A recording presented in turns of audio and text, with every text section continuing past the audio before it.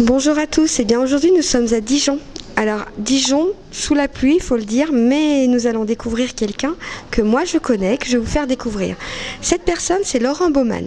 Alors j'ai d'abord une petite anecdote à dire au sujet de Renaissance. Il y a quelque temps, j'habitais à Beaune. Il y a un bus qui est venu et qui nous a présenté Emmanuel Macron et tout ça. Nous étions des marcheurs du premier jour, on va dire. Et quelques semaines après, Monsieur Macron est venu. Il n'était pas encore président, il est venu au Zénith. Le blog faisait à peu près 1000 vues par mois, donc c'était tout petit, Bonnet ailleurs. Et à ce moment-là, j'étais invitée en carré journaliste entre BFM TV et LCI. Et moi, je peux vous dire que les émotions à ce moment-là, ça valait quelque chose. Ça, c'est comme la musique qui passe encore à l'heure actuelle. Quand on l'entend, on sait tous de quoi on parle. Allez, cette fois-ci, j'ai assez parlé de moi. Je vais passer la parole à Laurent Baumann parce qu'il va nous dire un petit peu. Il a été élu récemment avec une belle équipe. Ils sont prêts à retrousser les manches, on va dire, pour travailler. Ben, il va vous expliquer tout ça, Laurent. Puis après, je vais lui poser quelques questions. Mais d'abord, il va présenter tout ça. Bonjour Sylvie, bonjour à toutes et à tous, je suis Laurent Baumann, je suis président du bureau départemental de Renaissance, Côte d'Or, qui est un tout jeune parti sur notre territoire, et je suis président de cette assemblée départementale depuis le 5 février, date à laquelle ont été élus dans l'ensemble des départements les bureaux représentatifs à l'issue d'élections internes auprès de nos adhérents. Alors, on pourrait parler un petit peu de ce qui s'est passé, parce que depuis, il y a eu pas mal de choses. Des gens ont été élus, un bureau, un grand bureau. Absolument. Si tu veux bien nous parler du bureau ? Absolument, donc le bureau est composé de 20 membres élus, de femmes et d'hommes, venus d'horizons de professionnels extrêmement différents, très diversifiés, à l'image de la société civile, puisque notre parti, à l'image de ce qu'était la République en marche juste avant, est un parti ouvert, extrêmement ouvert à la société civile, aux talents des femmes et des hommes. Donc cette liste de 20 membres élus aujourd'hui et depuis le 5 février est une liste composée de personnes de tous âges, d'étudiants, de retraités, de chefs d'entreprise, de start-up, des médecins, des salariés du privé, de la fonction publique. Donc une vraie représentativité de notre société et de tous les territoires de la Côte d'Or. On a effectivement eu cet intérêt extrêmement important de pouvoir représenter l'ensemble des territoires, des circonscriptions de notre département à travers cette élection. Et donc ces 20 membres élus, tous engagés pour faire réussir l'ancrage de notre parti Renaissance dès maintenant en Côte d'Or. Alors Laurent, est-ce qu'on peut parler un petit peu d'une feuille de route que vous élaborez à l'heure actuelle avec ces membres du bureau, avant de pouvoir peut-être faire des réunions un peu plus publiques pour pouvoir véritablement dire ce que vous allez faire, dans quelles conditions, dans combien de temps et ainsi de suite? Est-ce qu'on peut vraiment parler d'une feuille de route ? Absolument, une feuille de route assez ambitieuse. Alors, on pourrait la synthétiser en 3 axes principalement. La première priorité que nous nous sommes fixés, c'est poursuivre la dynamique de l'ancrage de Renaissance dans notre département. On a décompté au moment de l'élection présidentielle d'Emmanuel Macron et des élections législatives de 2022 environ 3000 sympathisants de la majorité présidentielle sous la bannière de la République en marche en Côte d'Or. Aujourd'hui, on est dans une logique d'adhésion puisque nous sommes un parti, donc adhésion payante, un tarif très, très modéré, mais payant. Et donc nous sommes dans une logique d'ancrage, de transformation de ces sympathisants vers des adhérents. On est dans une dynamique extrêmement positive aujourd'hui. Tous les jours, il y a plusieurs de nouveaux adhérents qui nous rejoignent et on s'en félicite. On est vraiment déjà dans un premier temps sur l'ancrage. Deuxième axe extrêmement important de notre feuille de route, ça concerne ce qui a été l'ADN de la République en marche et qui restera le socle de Renaissance, c'est l'ouverture à la société civile. Alors ça veut dire quoi ? L'ouverture à la société civile, c'est pas une formule toute faite.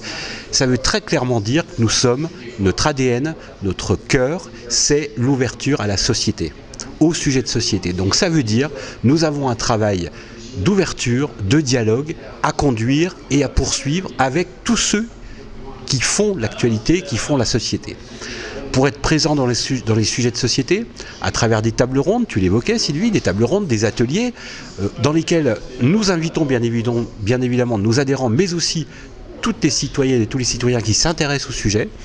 On pourrait citer des sujets de société, comme la fin de vie, etc. Il y a beaucoup de sujets que nous avons abordés, donc ça fait partie d'une priorité extrêmement importante pour nous, de poursuivre cette dynamique citoyenne d'engagement sur ces questions de société. Et puis, troisième priorité, et qui est quelque chose qui est important lorsqu'on est un parti, c'est de préparer l'avenir. Et préparer l'avenir, ça veut dire d'ores et déjà préparer les futures échéances électorales que notre pays va connaître, les européennes, les municipales, les départementales, les régionales, etc. C'est également une priorité extrêmement importante pour nous. Alors je vais rebondir une première fois déjà sur la fin de vie parce que j'ai eu l'honneur d'être invitée par Didier Martin et Fadila Khattabi quand ils avaient fait une réunion récemment. Malheureusement je n'ai pas pu assister au film et je le regrette et au débat qui s'en est suivi. D'ailleurs on m'a dit que peut-être il y aurait un deuxième retour on va dire, mais il y a aussi pas mal d'autres questions. On pourrait parler, alors là c'est moi qui vais le dire, parce qu'on a parlé beaucoup des retraites et moi personnellement, je regrette ce qui s'est passé à l'Assemblée parce que des gens élus par le peuple et qui en arrivent à jouer comme dans un bac à sable juste pour le plaisir, excusez-moi d'être très vulgaire pour une fois, d'emmerder le monde, je vois pas l'intérêt. Ça n'apporte rien, ça fait que faire des polémiques de bas quartier, de bac à sable. Et moi je le dis ouvertement, ça je le regrette sincèrement parce que c'était un vrai débat. Tout le monde sait qu'il faut en passer par là et je pense que ça n'a pas montré une très belle image des gens qui ont été élus dans certains partis que je ne citerai pas, mais bon, je pense qu'il n'y a pas besoin de les citer pour savoir de qui je parle, donc voilà. Est-ce que tu veux nous en dire un petit mot par exemple ? Alors, un mot, oui, déjà sur cette réforme des retraites, peut-être juste rappeler pour quelles raisons notre gouvernement appuie cette réforme, parce qu'elle est nécessaire. Si on veut maintenir notre modèle social de retraite basé sur la répartition et la solidarité, il est nécessaire économiquement, socialement, d'engager cette réforme. Ça, c'est le premier point.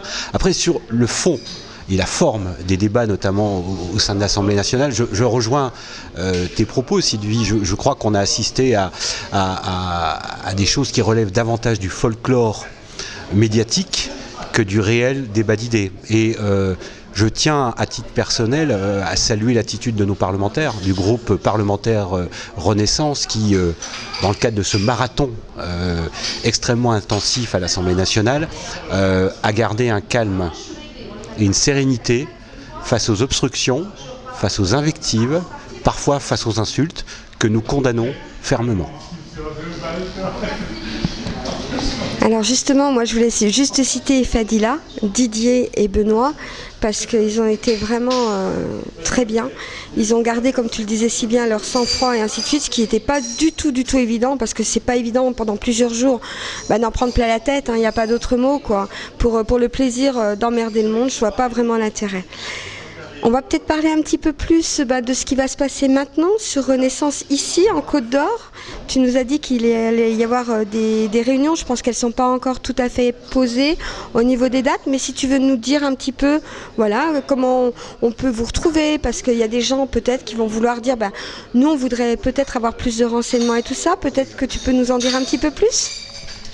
Avec plaisir. Alors effectivement, dans les premières priorités aujourd'hui, on a la finalisation de notre structuration, de notre organisation départementale. Donc on va dans les prochains jours finaliser l'organisation de notre équipe départementale. Et puis très rapidement, et ça c'est début mars, nous allons entamer une réflexion sur une maille territoriale qui est essentielle dans notre organisation, qui s'appelle le comité local. Ce comité local, c'est l'instance de proximité entre les adhérents, les citoyens, sur leur territoire, dans leur ville, dans leur intercommunalité, qui leur permet de se rencontrer, d'échanger, de dialoguer, d'organiser des débats. Donc ce travail sur les comités locaux, on va l'engager dès mars pour pouvoir mettre en place ces nouveaux périmètres, ces nouveaux comités locaux qui vont créer la vie citoyenne et le dialogue sur chacun des territoires de la Côte d'Or. Donc en fait, j'attends début mars et là on pourra avoir des dates, on pourra avoir des lieux, des choses comme ça. On est bien d'accord ? Effectivement, à partir de début mars, ça sera fait partie de nos priorités. Nous allons travailler avec l'ensemble des membres du bureau et de nos parlementaires d'ailleurs sur cette question pour pouvoir être le plus opérationnel rapidement et lancer ce qui est notre force, le dialogue avec tous les citoyens. Alors déjà la force du dialogue, je sais qu'elle a existé. Aux dernières élections, j'ai pu voir les gens dans différentes réunions, c'est que j'ai été invitée. D'ailleurs, merci à nos élus de m'avoir invitée pour pouvoir voir comment ça se passait, parce que c'était mes premières élections en tant que journaliste. Donc c'est vrai que c'est important. Et puis bien... Tout ton bureau, je sais qu'il est prêt maintenant à retrousser les manches pour arriver à gagner cette feuille de route, à faire quelque chose. Et est-ce que tu peux nous développer un petit peu plus véritablement de ce que vous voulez faire en priorité? Tu me parles de réunions, tu me parles d'être sur le terrain, tu me parles de tout ça. Mais est-ce qu'il y a vraiment des choses sur lesquelles tu voudrais axer ce reportage ?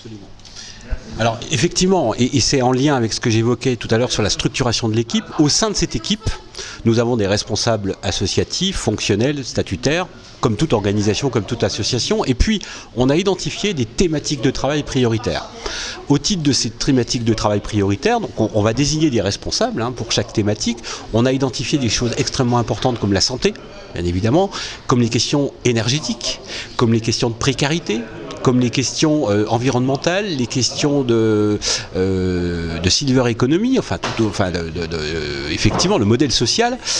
On a identifié une quinzaine de thématiques aujourd'hui qui sont des sujets prioritaires sur lesquels nous devrons créer le débat, proposer des idées, parce que c'est aussi la fonction de notre bureau, est de créer, faire remonter des idées à nos parlementaires, avec nos parlementaires, des idées qui seront peut-être demain des projets de loi. Donc on est dans une dynamique participative, citoyenne, extrêmement forte sur toutes ces thématiques de société.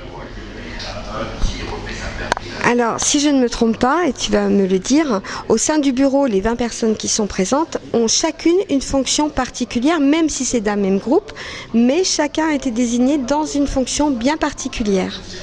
À terme, oui, et au-delà des 20 personnes. Au-delà des 20 personnes, parce que notre bureau a vocation à être ouvert à tous les adhérents. Donc tous les adhérents qui souhaitent participer à la construction de la vie départementale et à notre organisation sont les bienvenus. On va, je pense, d'ici début mars, date de notre prochain bureau, pouvoir accueillir et acter un certain nombre de décisions d'adhérents ou d'adhérents qui nous ont dit, qui ont levé le doigt en disant moi ça m'intéresse cette thématique et j'ai envie de participer, j'ai envie d'apporter ma contribution, et ils sont toutes et toutes les bienvenus, bien évidemment. En fait, vous donnez la parole non seulement aux adhérents, mais aux gens qui veulent bien aussi dire ce qu'ils ont à dire et donner des solutions. Parce que c'est facile de dire, moi j'ai envie qu'on parle de ça, mais il y a peut-être des personnes qui ont des solutions à l'heure actuelle sur les sujets dont tu viens de nous citer et qui pourraient peut-être faire avancer plus facilement les choses dans différents domaines. Absolument, et toutes ces personnes qui ne sont pas aujourd'hui adhérentes ou adhérents sont les bienvenus. Ils pourront venir, ils seront les bienvenus, ils seront accueillis au sein de notre parti, et puis ils pourront donner le temps qu'ils souhaiteront donner.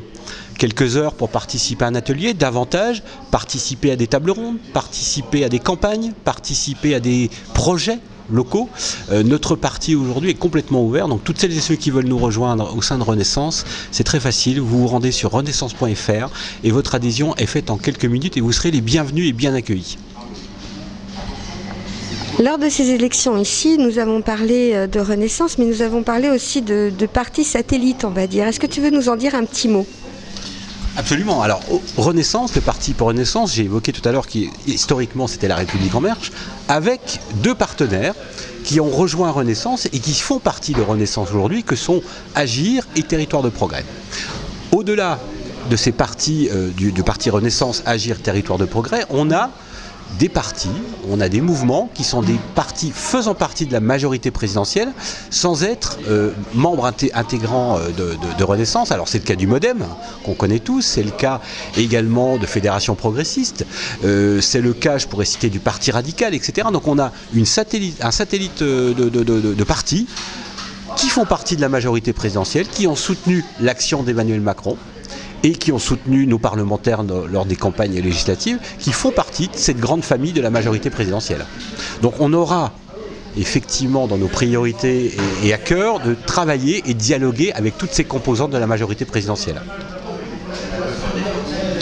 On va parler aussi un petit peu d'actualité qui est assez lourde entre la guerre de l'Ukraine, entre ce qui s'est passé récemment, ce qu'on entend tous dans les journaux. Est-ce que tu veux nous parler un petit peu de l'actualité? Parce que c'est quand même des choses graves qui se passent à nos portes, qui impactent aussi les gens ici qui sont en Côte d'Or, voire dans la région. Donc je pense qu'on peut peut-être en dire un petit mot. Absolument, bon, effectivement, les sujets ne manquent pas, ils sont dramatiques. On parle bien sûr du conflit ukrainien dont on fête malheureusement l'anniversaire en ce moment. On a effectivement des drames liés au séisme en Turquie, en Syrie de la semaine dernière. Sur l'ensemble de ces sujets internationaux qui nous impactent tous et qui impactent nos vies quotidiennes à travers la question de l'énergie, à travers la question économique, on se rend compte que l'action de notre président de la République, Emmanuel Macron, est fondamentale. Et on n'a vraiment pas à rougir de l'énergie, des actions que notre président mène sur le plan national comme sur le plan européen sur des questions aussi graves que ça. Nous sommes chanceux aujourd'hui d'avoir un président de la République aussi engagé, aussi visionnaire sur ces questions internationales. On a vu d'ailleurs récemment qu'il s'était rendu à Rungis avec bon nombre de gens qui ont pu s'exprimer, qui ont pu lui dire ce qui se passait et tout ça.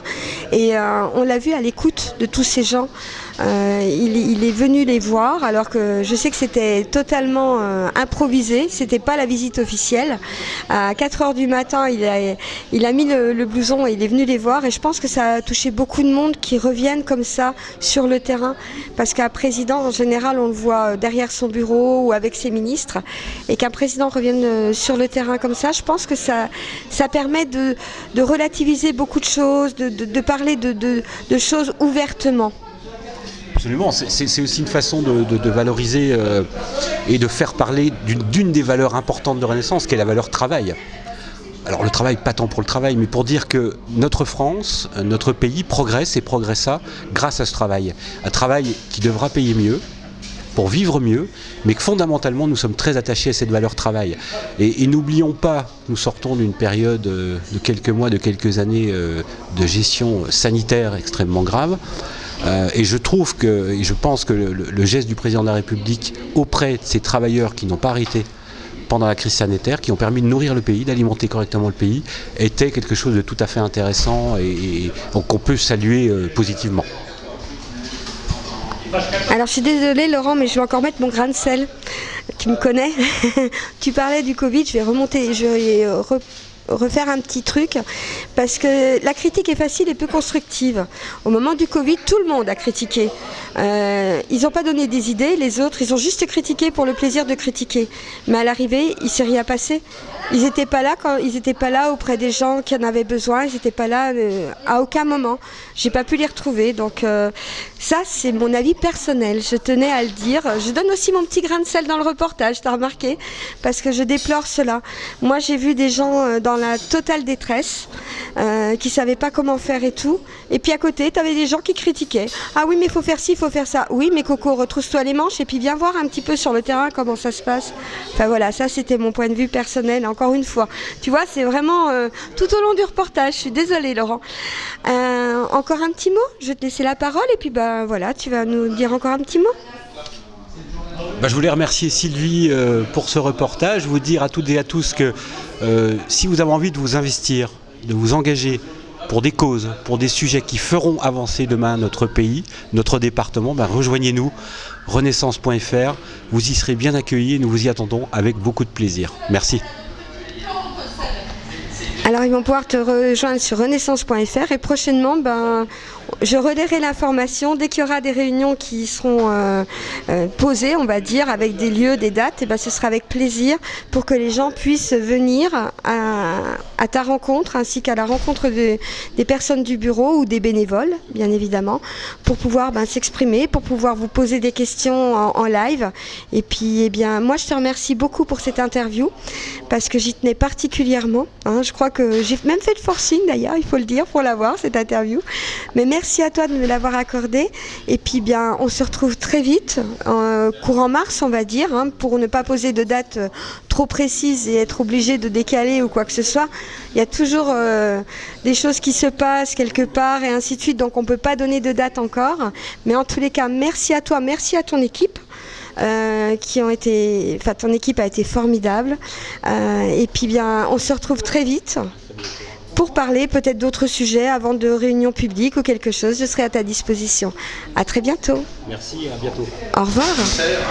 Alors, on avait coupé, mais en fait, c'est de ma faute. Voilà, j'ai tellement parlé de Renaissance que je me suis un petit peu trompée. On est parti en parlant que de Renaissance, mais pour le lien, pour tous ceux qui veulent rejoindre, c'est parti avec le tiret du 6, renaissance.fr. Parti-du-6, renaissance.fr.